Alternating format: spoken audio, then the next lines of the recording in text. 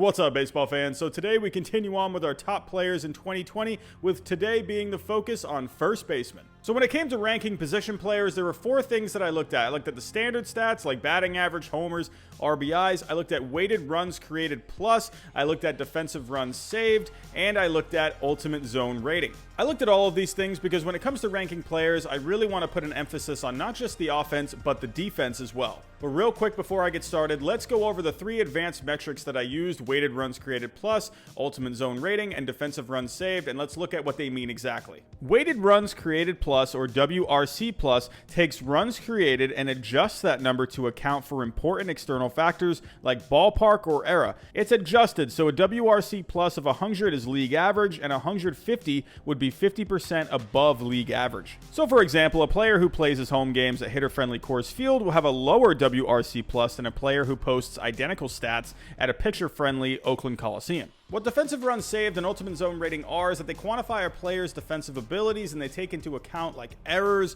throwing arm, range, and double playability. While ultimate zone rating and defensive runs saved are very similar, where they do differ is that defensive runs saved uses more batted ball timer data, and ultimate zone rating looks more at whether simply the play was made or not. But with all that boring stuff out of the way, let's get to the rankings. At number 10, I have Reese Hoskins. Starting off my list is someone that actually just became a full-time first baseman this past season, and that's Reese Hoskins. In 2018, when the Phillies signed Carlos Santana to play first, he was willing to play left for the good of the team. However, that plan completely backfired because Hoskins was pretty bad in left, giving up 21 runs defensively, along with a UZR of negative 11.3, in which both ranked last among qualified left fielders that year. In 2019, the Phillies changed course, trading Santana to the Indians and bringing on Andrew McCutchen so Hoskins could go back to his natural position of first base, where he was much better.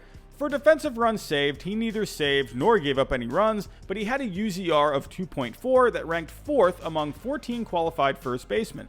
On top of this, he's solid with the bat. While his WRC plus of 113 only ranked 13th out of 25 qualified first basemen, he's hit at least 29 homers and 85 RBIs over the last couple of years, along with an OPS of 858. It's possible Hoskins finds himself higher on this list by year's end. At number 9, I have Christian Walker. Next on this list is someone that I find to be a bit underrated, and that's Christian Walker. For 2019, he hit .259 with 29 homers and 73 RBI, along with a .348 on-base percentage and a .476 slugging. He only had a WRC plus of 112, which among the 25 qualified first basemen with at least 502 plate appearances, he was ranked 14th.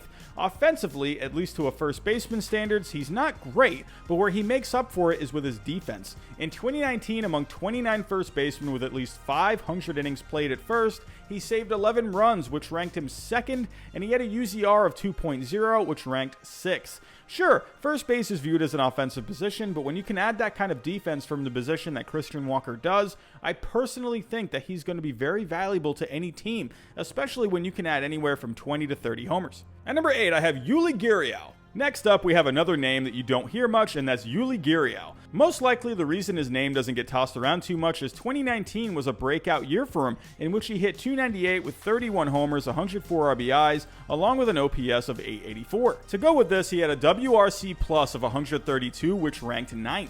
On the defensive side, out of 29 players that played at least 500 innings at first, he had a UZR of 0.8, which ranked 11th, which is a tiny bit higher than average, but he had 5 defensive runs saved, which is above average and ranked 5th.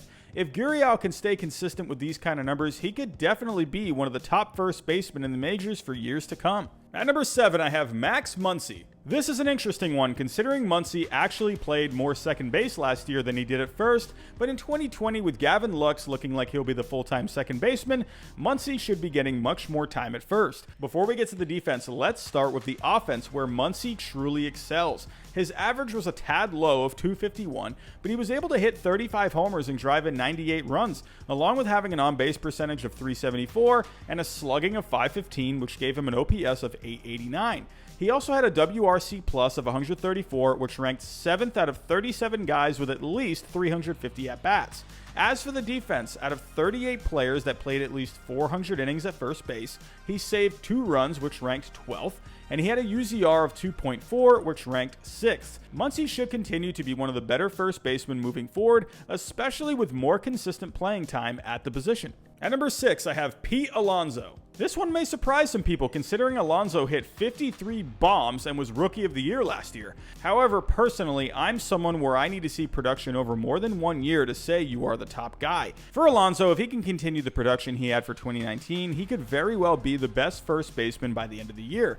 With that said, let's take a look at his offense. With those 53 homers, he hit 260, drove in 120 runs, and had an OPS of 941, which ranked first among all first basemen. For the defense, he was actually below average in the runs saved department, in which he gave up 3 runs for the year.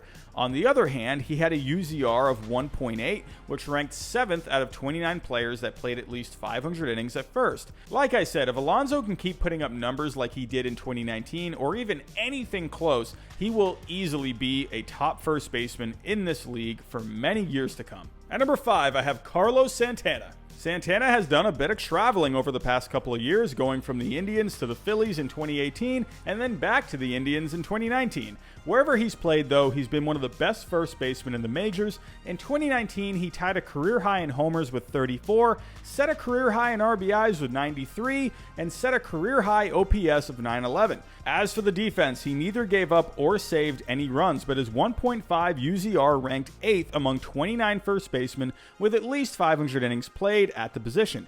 Overall, he's consistently been a solid first baseman in the league, and he should get a bit more love in my opinion. At number 4, I have Paul Goldschmidt. Here's a guy that's been ranked near the top of most lists since 2012. While Goldschmidt is still one of the top first basemen in my eyes, after being traded to the Cardinals last season, some of his stats did take a slight hit. Sure, he still hit 34 homers and 97 RBIs, but his on-base percentage dropped a bit from 389 in 2018 to 346 in 2019. His slugging took a hit as well, only coming out to a 476 after slugging 533 in 2018. Overall, this gave him a career low OPS of 821 minus his first season of 48 games in 2011. His WRC plus also took a hit, dropping from 146 in 2018 to 116 in 2019, which ranked 12th among the 20 qualified first basemen. As for the defense, after saving 11 runs in 2018, he neither saved or gave up any runs in 2019, which is quite the drop. On the other hand, his UZR improved from 0.0 in 2018 to 2.5 in 2019. Overall, Goldschmidt didn't have a bad year by any means in 2019. It just wasn't the typical Paul Goldschmidt kind of a year that we're used to seeing. I still consider Goldschmidt to be one of the best first basemen today, and I won't have one slightly down season for his standards make me put him lower on the list, but it'll be interesting to see if he can get back to a more Paul Goldschmidt kind of a season in 2020. At number 3, I have Freddie Freeman. Here's another guy that's been at the top of most lists for a while now, and that continues this year. Offensively, Freeman continued to be very productive. Hitting .295 for the year, he set career highs in homers with 38 and RBIs with 121, along with a 389 on-base percentage and a 549 slugging, and an OPS overall of 938 that ranked second among qualified first basemen. Along with that, his WRC plus of 138 ranked third. However, the defense is what holds Freeman back a bit on this list. He did save a run defensively, but he had a negative 4.5 UZR, which is below average and ranked 28th out of 29 players with at least 500 innings played at first. Overall, if Freeman can improve on the defense, he could find his way back to possibly the number 1 spot when all is said and done. At number 2, I have Anthony Rizzo. We'll keep following the trend of guys that have been near the top of lists for a while now. Anthony Rizzo continues to not only be one of the best first basemen, but one of the most productive players in the majors. In 2019, all of his numbers were around career average. He hit .293, 27 homers, and 94 RBIs. He set a career high in on-base percentage with 405, along with a solid slugging of 520 to give him an OPS of 924, the second best of his career. Overall, he had a 141 WRC plus that ranked second among qualified first basemen. On the defensive side, he remains solid, saving 2 runs for the year, along with a UZR of 3.7 that ranked second out of 29 players to play at least 500 innings at first. Barring anything crazy, I don't see Rizzo moving away from the top of this list anytime soon. And coming in at number 1, I have Matt Olson. This may be a bit surprising for the number 1 spot and a leap on my part, but I truly feel right now that Matt Olson is the best first baseman in the majors. Starting with the offense, he hit .267 with 36 homers and 93 RBIs, along with a .351 on-base percentage and a .545 slugging, which totals out to an .896 OPS. Along with this, his WRC plus of 134 ranked 6th out of 20 qualified first basemen. What really sets Matt Olson apart from all of the other first basemen, however, is his defense. Among the 29 first basemen that played at least 500 innings at the position, he ranked first in defensive runs saved with 18, which was also 10th overall in the majors. He also had a UZR of 6.6 that ranked first among all first basemen. These numbers weren't a fluke either, as he saved 13 runs in 2018 along with a UZR of 11.6. Overall, while Olson may not have a higher OPS than guys like Anthony Rizzo or Freddie Freeman, he still hits for plenty of power, drives in plenty of runs, gets on base a very healthy amount, but on top of all of this, he is easily the best defensive first baseman in the league. I think the number 1 spot could have gone a few different ways here, but with Olson, he's the most well-rounded first baseman there is, in my opinion. So that's my list. Tell me down below in the comments, how does your list look? Do you agree with any of these? Do you disagree with any of these? Tell me down below. But that's all I got for today. Thanks for watching, and I'll talk to you next time.